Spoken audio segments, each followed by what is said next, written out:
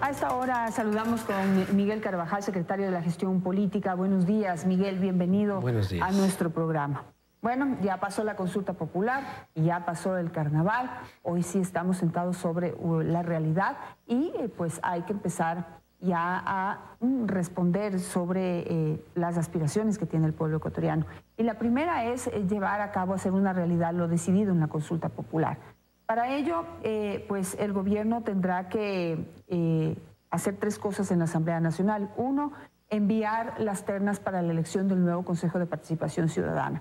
Y en eso las organizaciones sociales se han organizado, valga la redundancia, para enviar algunos nombres ya al presidente de la República, tal y como lo decía el anexo, que no sean miembros de ningún partido político y que sean las organizaciones sociales las que propongan nombres.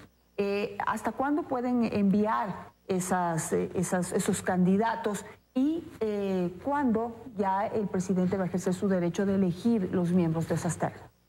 Buenos días, Janet, gracias por la invitación. Bueno, el carnaval también es una realidad y la consulta es una realidad con un triunfo aplastante del sí, de los niveles más altos de aprobación en los últimos 11 años. Ahora bien, estamos enfrentándonos, como usted dice, ya a las concreciones. Entiendo que no han existido apelaciones, no han existido objeciones a los resultados electorales, de tal manera que se puede ya, llamémoslo así, oficializar, tener en firme esos resultados y comenzar los trámites. Como usted bien dice, uno de los aspectos allí centrales es el envío de las ternas propuestas por el presidente de la República a la Asamblea Nacional para que se conforme el Consejo de Participación Transitorio. No hay una fecha definida, fija. Yo aspiraría, había dicho en algunas entrevistas, que sea hasta esta semana, creo que es conveniente tenerlo, de tal manera que la próxima semana ojalá el presidente ya pueda enviar estas ternas a la Asamblea Nacional. Hemos recibido en el gobierno algunas de las propuestas, las hemos conversado, pero deben ser procesadas. Ventajosamente hay algunos nombres que también se repiten en algunas propuestas y yo creo que eso es una buena señal.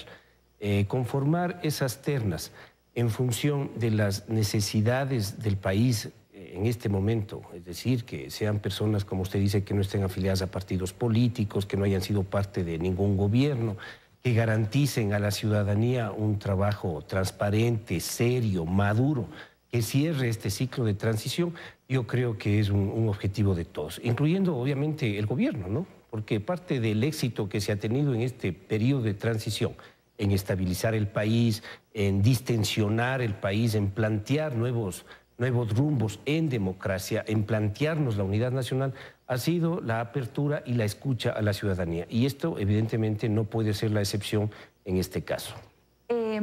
Miguel, dentro de las listas que se han presentado hasta el momento por las organizaciones sociales que ya han develado su lista de nombres, hay algunas personas que en el gobierno anterior eran identificadas como miembros de la oposición. En este gobierno y de parte del presidente Lenín Moreno, ¿no habrá ese sesgo o tal vez sí? Mire, yo creo que las ternas deben ser conformadas por personas que representen la diversidad del país. Hemos dicho que no deben ser ternas conformadas por personas que representen una orientación política, ideológica única, ¿no? Sino que representen la diversidad. Que represente la diversidad de la sociedad ecuatoriana. Pero habría que aclarar ahí porque muchos fueron identificados con la oposición cuando lo único que hacían era exponer una visión crítica de lo que hacía el gobierno, más no quería decir eso que estaban en la oposición, se confundió, ¿no? Ahí los conceptos en el gobierno anterior. Bueno, hay criterios y criterios de oposición, aquella que critica para avanzar, aquella que niega todo lo avanzado también. Nosotros hemos dicho, no tenemos objeción a que estén personas que hayan sido críticas o que sean críticas, que sean opositoras, no solamente que hayan sido opositores, que sean opositoras. Eso representa también la diversidad de la sociedad ecuatoriana y un consejo como este debe representar, vuelvo y repito, la diversidad, sean con opiniones o criterios parecidos al gobierno, sea con opiniones o criterios opuestos a este gobierno, no se diga al gobierno anterior. Otra tarea que tiene el gobierno nacional es enviar en un plazo de 30 días un proyecto de ley que reforme la ley que regula la organización y el funcionamiento del Consejo de Participación Ciudadana para adecuarla a las enmiendas constitucionales. y la Asamblea tiene 60 días para aprobarlo. Eso también estamos con urgencia, porque estamos próximos a digamos, ya estamos en la carrera hacia las próximas elecciones, donde deben ser electos los nuevos miembros del Consejo de Participación Ciudadana. Así es, para cambiar básicamente la modalidad en el nombramiento, en el proceso de selección de los miembros del Consejo de Participación. No nos olvidemos que con la consulta aprobada deberán ser a partir del próximo año, del año 2019, electos por vía del voto universal, directo de todos los ecuatorianos y ecuatorianas. Eso cambia el mecanismo de selección. Creo que esto es una de las reformas más radicales que se produjo con la votación del pasado domingo 4 de febrero. Tenemos lista la propuesta porque es básicamente aquello, ¿no es cierto?, así como la propuesta de derogatoria de la llamada ley de plusvalía, es decir, de la ley contra la especulación del uso del suelo.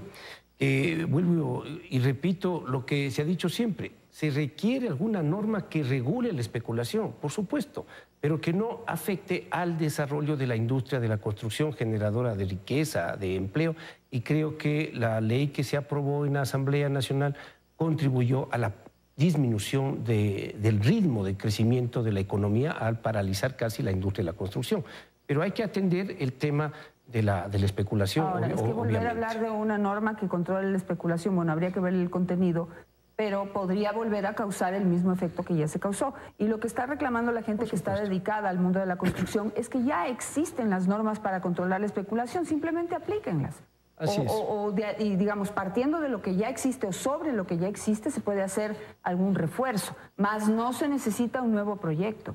Es probable, todo eso lo estamos estudiando y habrá que trabajarlo con quienes están ligados a la industria de la construcción, de la promoción inmobiliaria, a las organizaciones de trabajadores que también están vinculados a la construcción, obviamente. Pero lo que se buscaba con la ley contra la especulación del uso del suelo ni controló la especulación, ni aportó al desarrollo económico del país. Recuerde usted que allí hay temas como la exoneración, por ejemplo, del pago de lo que podría llamarse plusvalía o especulación, en algunos casos, de promotores inmobiliarios o de primeros compradores, ¿no? O se incluyeron temas ligados a tierras rurales, o se incluyeron temas ligados a exoneración de impuestos a empresas mineras.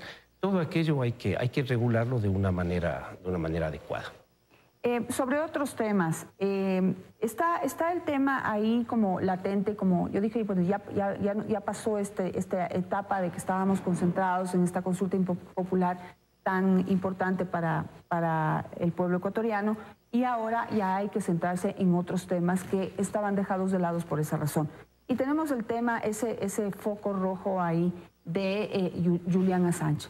Ya las autoridades inglesas ratificaron la orden de detención en su contra, lo cual hace más complicado como la resolución del tema. ¿Usted me podría dar una luz sobre qué es lo que se puede hacer desde el gobierno ecuatoriano para resolver la situación de Julian Assange? Mire, hay varios temas, no solamente el caso de Assange, hay varios temas que no han sido descuidados, que son foco de atención, el tema económico, la reactivación económica, la promoción del país para atraer inversiones privadas, extranjeras y nacionales, es decir, de ecuatorianos que puedan repatriar sus capitales, la activación económica del país, que creo que está en buen camino, la protección de la dolarización, y eso supone también discutir algunas medidas que garanticen la protección justamente de este sistema monetario, del régimen monetario que tenemos.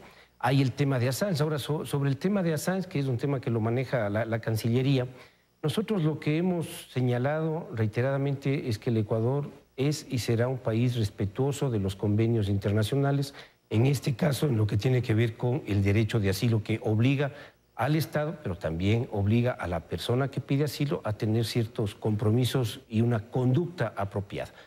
En algunos casos esto se ha violentado, por eso los llamados de atención y las advertencias que ha hecho el presidente, pero obviamente hay una situación, llamémoslo así, incómoda para todos, pero el Ecuador seguirá respetando sus obligaciones internacionales en lo que tiene que ver con el derecho de asilo. En torno a la política nacional, se había anunciado que iba a haber una crisis de gabinete. ¿Existe realmente una crisis? Bueno, los ministros entiendo que siempre tienen una renuncia sobre la mesa, pero ¿se prevén cambios en el gabinete? Mire, hay algunos cambios que se deben realizar que están pendientes. Ejemplo, la ratificación o el nombramiento del ministro de Minas, luego de la renuncia del exministro. Ejemplo, el IES, ¿quién va a estar al frente de la seguridad social en el país?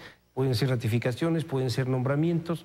No hemos acostumbrado a plantear crisis de gabinete, pero siempre los ministros, los secretarios de Estado estamos sujetos a evaluación. Eso lo hace el presidente de la República con el equipo que él considera. Yo pienso que siempre hay que estar abiertos a estos ajustes, a estos cambios, en relación a las circunstancias ligadas al desempeño, ligadas al cumplimiento de los objetivos del propio gobierno, ligadas a las necesidades de oxigenación del propio gabinete. De tal manera que no nos extrañemos que puede haber algunos cambios en los próximos días o próximas semanas, pero no está pensado así como crisis periódicas de gabinete. Dos puntualizaciones. Sobre el nuevo presidente del directorio del IES, el presidente de la República, en la entrevista que tuvo con 3 periodistas en la que estuve incluida yo, dijo que en los próximos días de esa semana se iba a conocer el nombre del nuevo presidente del directorio, que era una persona absolutamente técnica, con gran experiencia en el tema de seguridad social, pero algo pasó y no lo conocimos, no ha sido anunciado. Tal vez en estos días será. Sí, entiendo que había algunos nombres.